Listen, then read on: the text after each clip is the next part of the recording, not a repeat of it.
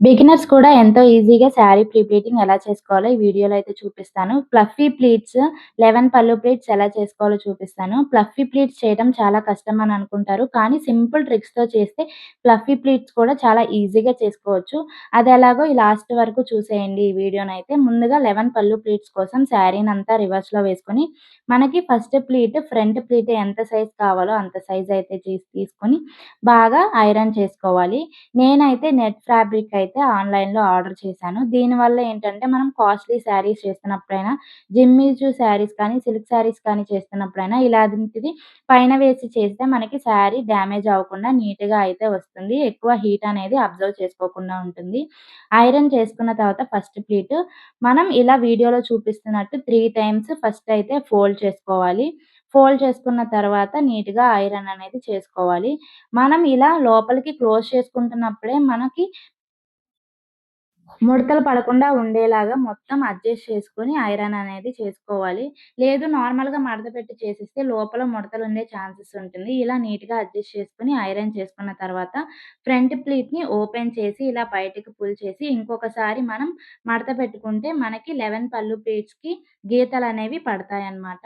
గీతలనేవి పడడానికి మనం కొంచెం ఎక్కువగానే ఐరన్ చేయాలి.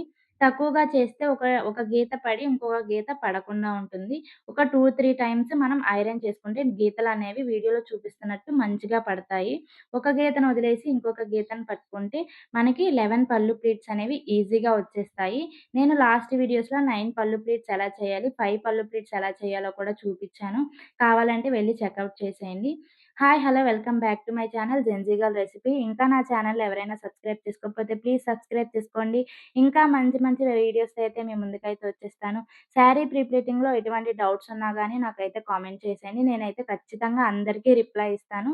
నెక్స్ట్ వీడియోస్‌లో మీ డౌట్స్ అన్నీ క్లారిఫై కూడా చేస్తాను. నా ఛానల్‌ని అయితే సబ్స్క్రైబ్ చేసుకొని వీడియో లాస్ట్ వరకు చూసి నచ్చితే లైక్ చేసి హైప్ కూడా ఇవ్వండి. ఇక్కడైతే శారీని మనం కుచ్చిళ్ళన్నీ పెట్టేసుకున్న తర్వాత పిన్‌తో సెక్యూర్ చేసుకొని నీట్‌గా అడ్జస్ట్ చేసుకొని మనం ప్లీట్స్ అన్నిటిని ఐరన్ అనేది చేసుకోవాలి. మనం మెజర్‌మెంట్ అనేది ఖచ్చితంగా తీసుకోవాలి.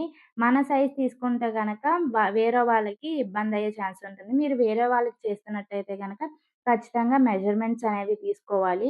నేను లాస్ట్ వీడియోస్‌లో మెజర్‌మెంట్స్ ఎలా చేసుకోవాలో చూపిచ్చాను. కావాలంటే వెళ్లి చెకౌట్ చేసేయండి. ఇంకా డీటెయిల్‌గా కావాలంటే కామెంట్ అయితే చేసేయండి. నేను నెక్స్ట్ వీడియోస్‌లో ఇంకా క్లారిటీగా అయితే చెప్తాను.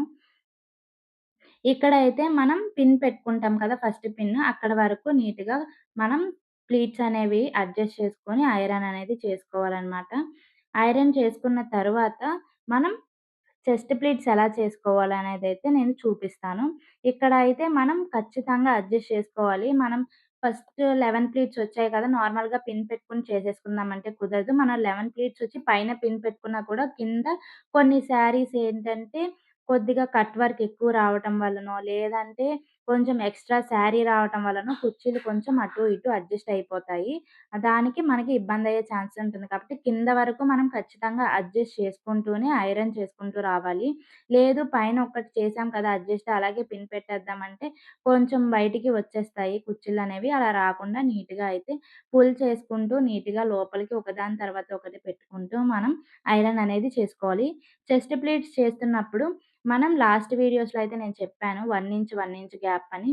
మీరు మీది చేస్తున్నారా? లేదంటే వేరే వాళ్ళది చేస్తున్నారా? దాన్ని బట్టి మీరు చెస్ట్ ప్లీట్ సైజ్ అయితే తీసుకొని చేయాలి.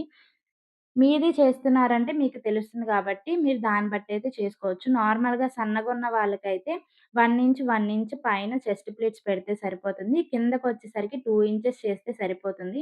అదే కొంచెం చబ్బీగా ఉన్న వాళ్ళకి, కొద్దిగా లావుగా ఉన్న వాళ్ళకి పైన 2 ఇంచెస్ పెట్టి, కింద 3-4 ఇంచెస్ పెడితే గనక వాళ్ళ సైజుకి తగ్గట్టు నీట్‌గా అయితే ఉంటుంది.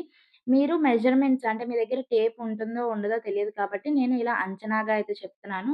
టేప్ ఉంటే కామెంట్ చేయండి. టేప్‌తో ఎలా చేయాలో నెక్స్ట్ వీడియోస్‌లో అయితే నేను డీటెయిల్డ్‌గా చెప్తాను. ఖచ్చితంగా కామెంట్ చేయండి మీ డౌట్స్ అన్నిటిని. నేను ఖచ్చితంగా రిప్లై ఇచ్చి నెక్స్ట్ వీడియోస్‌లో మీ డౌట్స్ అన్నిటికి క్లారిటీ అయితే ఇస్తాను.